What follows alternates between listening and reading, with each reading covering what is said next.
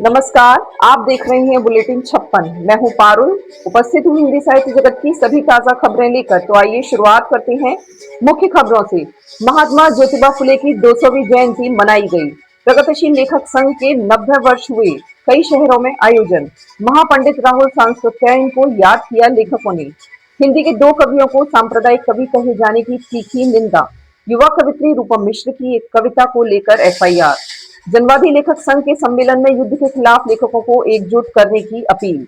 युवा आलोचक आनंद पांडे को मिला 39वां देवी शंकर अवस्थी सम्मान। कथाकार तस्नीम खान विजय मोहन सिंह स्मृति युवा कथा सम्मान से सम्मानित। समाजशास्त्री प्रोफेसर आंद्रे बेटे को देश के जाने माने बुद्धिजीवियों ने अपनी श्रद्धांजलि अर्पित की। तो अब सुनते हैं खबरें विस्तार से। महान सामाजिक सुधारक और लेखक एवं सामाजिक न्याय प्रणेता ज्योतिबा फुले को आज उनकी 200वीं जयंती पर याद किया गया। भारत सरकार ने उनकी 200वीं जयंती देश भर में धूमधाम से मनाने का ऐलान किया है। संसद परिसर में ज्योतिबा फुले की प्रतिमा पर देश के नेताओं ने श्रद्धांजलि अर्पित की। इनमें प्रधानमंत्री नरेंद्र मोदी, लोकसभा के अध्यक्ष ओम बिरला, राज्यसभा के उपसभापति हरिवंश के अलावा लोकसभा में विपक्ष के नेता राहुल गांधी भी थे। 11 अप्रैल 1827 में जन्मे ज्योतिराव गोविंदराव फुले केवल समाज सुधारक और लेखक ही नहीं बल्कि दार्शनिक तथा क्रांतिकारी कार्यकर्ता थे। सितंबर 1873 में इन्होंने महाराष्ट्र में सत्य शोधक समाज नामक संस्था का गठन किया। महिलाओं व पिछड़े और अछूतों के उत्थान के लिए इन्होंने अनेक कार्य किए। समाज के सभी वर्गों को शिक्षा प्रदान करने के लिए प्रबल समर्थक थे। वे भारतीय समाज में प्रत्येक जाति पर आधारित विभाजन और भेदभाव के विरुद्ध थे। महात्मा ज्योतिबा फुले की 200वीं जयंती पर मुंबई में 2 दिवसीय कार्यक्रम आयोजित किया गया। पहले दिन कार्यक्रम का विषय महात्मा फुले के समाज सुधारक होने का साहित्य पर क्या प्रभाव पड़ा, क्यों जरूरी है फुले आज भी। समता, शिक्षा, न्याय और मानवाधिकारों की चेतना जगाने वाले दृष्टिवान योद्धा महात्मा ज्योतिराव फुले का जीवन, संघर्ष और उनके विचार आज कहीं अधिक प्रासंगिक हैं। उनकी 200वीं जयंती पर प्रगतिशील लेखक संघ के विवाद संवाद के अंतर्गत एक महत्वपूर्ण बातचीत विदुषी समाजशास्त्री प्रोफेसर अभिनया काम्बले के साथ युवा अध्येता लेखक डॉक्टर रामायण राम की खास बातचीत आज आयोजित की गई। प्रगतिशील लेखक संघ के गौरवशाली 90 वर्ष 9 अप्रैल को पूरे हो गए। इरा श्रीवास्तव की रिपोर्ट। 1935 में लंदन में तालीम हासिल करने के दौरान बन्ने भाई उर्फ सज्जाद जहीर ने इस संगठन की कल्पना की थी और 1936 में भारत वापस लौटने के बाद उन्होंने उसे साकार रूप देते हुए लखनऊ में ही प्रेमचंद की अध्यक्षता में उसका प्रथम अधिवेशन 9-10 अप्रैल को आयोजित किया। लखनऊ, जयपुर, मुंबई में इस अवसर पर कई आयोजन किए गए। 1936 के पहले सम्मेलन में प्रेमचंद ने साहित्य को राजनीति के आगे चलने वाली मशाल कहा था, जो एक नारा बन गया। मुंबई में प्रगतिशील लेखक संघ का मुख्य समारोह हुआ जिसमें डी रजा, नादिरा बब्बर आदि ने भाग लिया, जबकि लखनऊ में वर्तमान समय में लेखक और सांस्कृतिक संगठनों की भूमिका पर कार्यक्रम हुआ। अध्यक्षता डॉक्टर रीता चौधरी ने की। समारोह में प्रोफेसर रूपरेखा वर्मा, राकेश वेदा, शकील सिद्दीकी, नलिन रंजन सिंह, कौशल किशोर ने भाग लिया।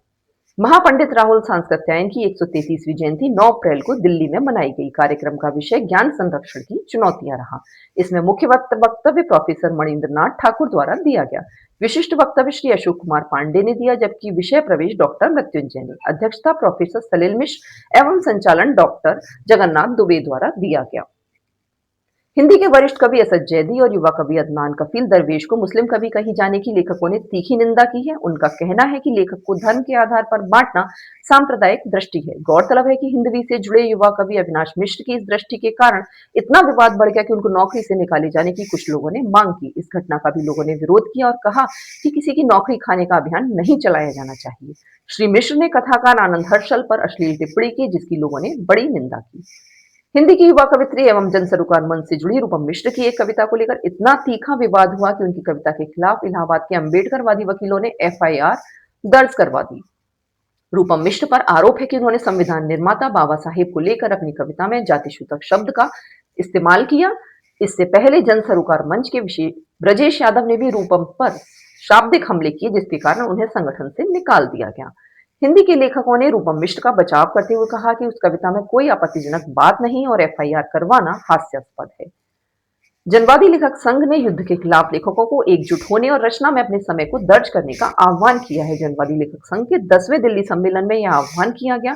वक्ताओं का कहना था कि आज अमेरिका ने पूरी दुनिया की व्यवस्था को तहस नहस कर दिया है और युद्ध की विभीषिका की मार सबसे पहले आम आदमी पर पड़ती है।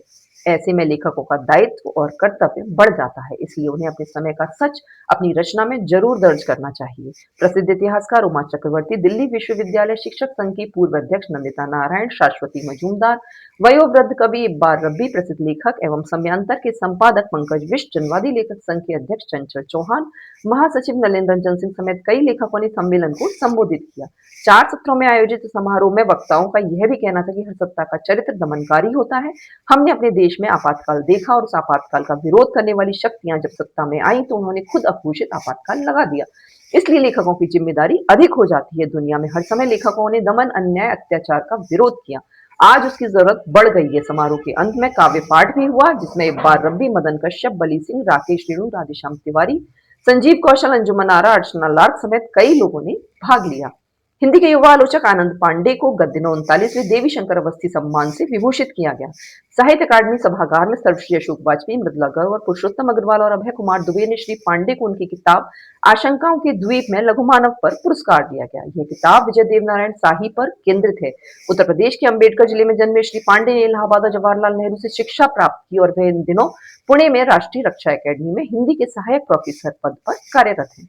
श्री पांडे ने ओम थानवी के साथ पुरुषोत्तम अग्रवाल रचित संचयिता का भी संपादन किया है और सोशल मीडिया की राजनीति नामक एक किताब भी लिखी है, जिसके अलावा विजय नारायण देव शाही प्रतिनिधि निबंध का संपादन किया है और शाही आलोचना संचयन का भी संपादन किया है। शाही जी की बेटी सुष्मिता शाही के साथ शाही कविता समग्र का भी संपादन किया। यह पुरस्कार विजय कुमार, मदन सोनी, सुरेश शर्मा, अरविंद त्रिपाठी, ज्योतिष जोशी, विनोद तिवारी आदि को भी मिल चुका है। गौरतलब है कि शाही जी की जन्मशती पिछले दिनों मनाई गई थी। 1966 में शाही जी का पहला संग्रह मछली घर आया था। उनके निधन के बाद 1981 में साखी आया।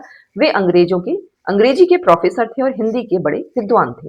आंद्रे बेते के योगदान को रेखांकित किया रोमिला थापर और दीपक नैयर जैसे बुद्धिजीवियों ने। गत दिनों देश के प्रख्यात समाजशास्त्री प्रोफेसर आंद्रे बेते को देश के जाने माने बुद्धिजीवियों ने अपनी श्रद्धांजलि अर्पित की। दिल्ली स्कूल ऑफ इकोनॉमिक्स के वर्षों पहले रिटायर हुए श्री बेते आजादी के बाद बड़े समाजशास्त्रियों में से एक थे।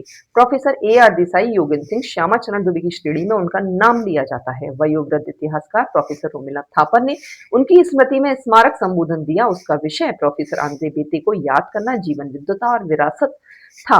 स्मृति सभा में भारतीय समाजशास्त्र और सार्वजनिक विचार में प्रोफेसर आंद्रे बेते के योगदान को रेखांकित किया गया। IIC के कमला देवी कॉम्प्लेक्स में आयोजित सभा में प्रोफेसर रोमिला थापर के अलावा प्रसिद्ध अर्थशास्त्री दीपक नैयर के अलावा नंदिनी सुंदर, Virginius जक्सा, Surinder S Jodhka, Amita बविस्कर, Patricia Oberoi, दीपक मेहता और गोपा संभरवाल मौजूद थे। प्रख्यात समाजशास्त्री प्रोफेसर दीपंकर गुप्ता ने अध्यक्षता की। समारोह में आंद्रे बेते की पत्नी और बेटी भी थी। आंद्रे बेते को 92 वर्ष की अवस्था में 2 फरवरी को दिल्ली में निधन हो गया था। युवा कथाकार एवं पत्रकार तस्नीम खान को गत दिनों विजय मोहन सिंह स्मृति पुरस्कार दिया गया। वरिष्ठ कवि, कला समीक्षक प्रयाग शुक्ल और विजय मोहन सिंह ट्रस्ट की अध्यक्ष श्रीमती आशा लता सिंह के हाथों तस्नीम खान जी को सम्मानित किया गया। अविचल गौतम की रिपोर्ट। सभागार में सर्वश्री अशोक वाजपेयी, चर्चित कथाकार गीतांजलि श्री, सुधीर चंद्रा, ज्योतिष जोशी, पूर्व नारायण, श्री दिनेश, श्रीनेत, अर्चना लाड, डॉक्टर मेघा आदि उपस्थित थे। आयोजन की शुरुआत बांग्ला बाउल संगीत से हुई। इसके बाद कथाकार को सम्मानित किया गया। अंत में आज की दुनिया में स्मृति विषय पर परिचर्चा हुई। विषय पर मुख्य वक्तव्य श्री प्रयाग शुक्ल जी और डॉक्टर अंजुम शर्मा ने दिया। इस अवसर पर कथाकार की रचनाओं पर आलोचकीय वक्तव्य डॉक्टर संजय ने दिया।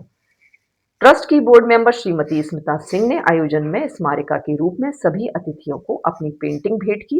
कार्यक्रम का संचालन डॉक्टर अविचल गौतम ने किया। तो ये थी अब तक की मुख्य खबरें। मिलते हैं अगले हफ्ते नई खबरों के साथ। तब तक नमस्कार। समाचार संकलन अरविंद कुमार।